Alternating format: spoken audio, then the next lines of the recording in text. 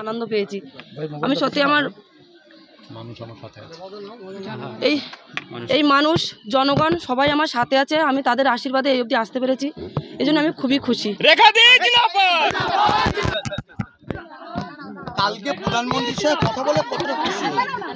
আমি প্রচণ্ড খুশি হয়েছি, কেননা আজকের মাননীয় প্রধানমন্ত্রীজি শ্রী নরেন্দ্র মোদীজি আমাকে যে আশীর্বাদের হাত আমার মাথায় রেখেছিলেন, সেই আশীর্বাদ আজকের ছড়িয়ে পড়েছে পুরো আমার বসিরহাট লোকসভার মা বোনদের মুখে মুখে হাসি ছড়িয়ে পড়েছে, বাবাদের মুখে হাসি ছড়িয়ে পড়েছে।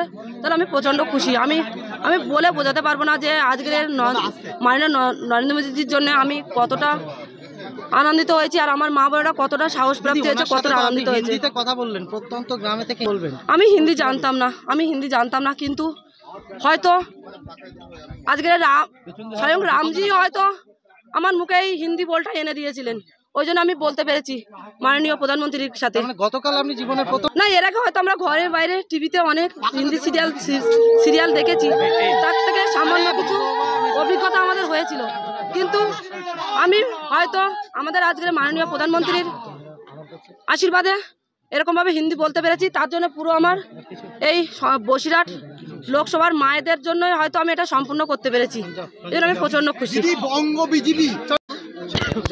কথা বলবে সেটা সময় কথা বলবে, এখন তো আপনারা সঙ্গে